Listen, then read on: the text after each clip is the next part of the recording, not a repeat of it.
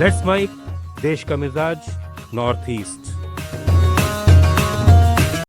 नमस्कार। Let's mic देश का मिजाज और खबरें उत्तर पूर्व से।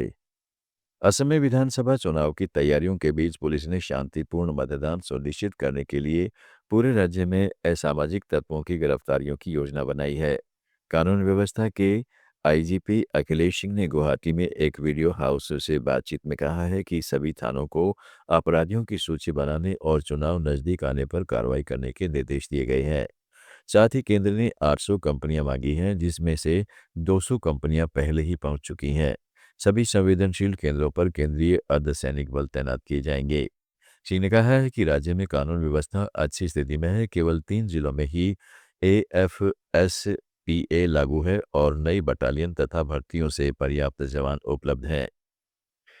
त्रिपुरा के मुख्यमंत्री डॉक्टर माणिक साह ने स्वीकार किया है कि राज्य में स्वास्थ्य सेवाओं और प्रशासनिक विभागों में गंभीर कर्मचारी संकट है। स्वास्थ्य विभाग में कुल 977 डॉक्टर और विशेषज्ञ, 49 dental doctor, 77 homeopathy doctor, 36 Ayurvedic doctor तथा हजारों नर्सिंग और तकनीकी पद खाली हैं, जिससे सरकारी अस्पतालों और प्राथमिक स्वास्थ्य केंद्रों में सेवाएं प्रभावित हो रही हैं। कई पीएचसी 24 घंटे नहीं चला पा रहे। इसी तरह लोक निर्माण विभाग में 3,599 पद खाली हैं, जिसमें इंजीनियर, क्लर्क और अन्य श्रेणियां शामिल हैं। पूरे राज्य में हर साल बनने वाली आधी रिक्तियों को अभी तक भरा नहीं जा सका है। मुख्यमंत्री ने बताया है कि भर्ती प्रक्रिया कानूनी और प्रक्रियागत नियमों के कारण धीमी है, लेकिन विभिन्न पदों के लिए भर्ती शुरू की गई है और जल्द ही सुधार की उम्मीद है। मेघालय ने तंबाकू नियंत्रण में देश में नया उदाहरण पेश किया है। यहां अब 86% स्कूलों को तंबाकू मुक्त शैक्षिक संस्थान घोषित किया गया है। यह पूरे भारत में सबसे ऊंचा प्रतिशत है। राज्य के स्वास्थ्य और शिक्षा विभागों ने राष्ट्रीय तंबाकू नियंत्रण कार्यक्रम और टॉफई पहल के तहत 3 साल पहले शुरू की गई इस मुहिम में लगातार निगरानी, जागरूकता अभियान, छात्र नेतृत्व वाली रैलियों और सामुदायिक सहयोग से यह उपलब्धि हासिल की है। राज्य की नोडल अधिकारी जेनिफर जॉन्स सिनरेम ने इसे बच्चों के लिए एक बड़ी सार्वजनिक स्वास्थ्य जीत बताया है।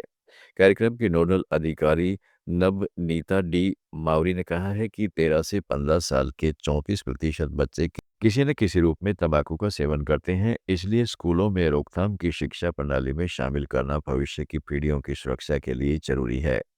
अधिकारी अब सभी स्कूलों को कवर करने की दिशा में काम कर रहे हैं ताकि मेघालय तंबाकू मुक्त राज्य बन सके।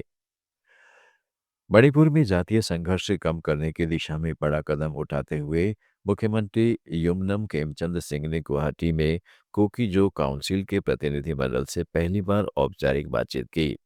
यह 3 साल से चल रहे संघर्ष के बाद राज्य सरकार और कुकीजो समुदाय के बीच पहली बैठक है। बैठक में मुख्यमंत्री ने शांति बहाल करने के लिए सरकार द्वारा उठाए गए कदमों की जानकारी दी और संवाद की पहल के लिए काउंसिल की सराहना की। काउंसिल ने तनाव कम करने, पीड़ितों को न्याय दिलाने, बफर जोन की पवित्रता बनाए रखने और सस्पेंशन ऑफ ऑपरेशंस बातचीत को तेज करने की मांग की। बैठक बिना किसी औपचारिक समझौते के समाप्त हुई, लेकिन इसे भविष्य की चर्चाओं की शुरुआत माना जा रहा है। अरुणाचल प्रदेश के उप मुख्यमंत्री चोना मीन का कहना है कि राज्य की 58,000 मेगावाट की जल विद्युत क्षमता, जो देश की कुल क्षमता का 38% से अधिक है, उसे जल्द से जल्द विकसित करने की जरूरत है। दिल्ली में भारत इलेक्ट्रिसिटी समिट में उन्होंने इसके लिए केंद्र से रणनीतिक सहयोग की मांग की, जिसमें केंद्रीय सार्वजनिक क्षेत्र के उपक्रमों के माध्यम से व्यवहार्य परियोजनाओं को तेज करना, बढ़ती लागत नियंत्रित करना, इंटरस्टेट और इंटरस्टेट ट्रांसमिशन क्षमता बढ़ाना, 220 केवी और उच्च वोल्टेज नेटवर्क विकसित करना तथा इंटरस्टेट ट्रांसमिशन सिस्टम चार्ज छूट को 2028 के बाद 35 तक बढ़ाना शामिल है।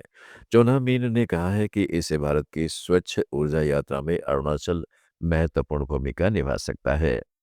देश का मिजाज में फिलहाल इतना ही। जुड़े रहिएगा लेट्स माइक के साथ। आप सुन रहे थे let's mike more than radio. Follow कीजिए हमें हमारे सोशल मीडिया प्लेटफॉर्म्स पर।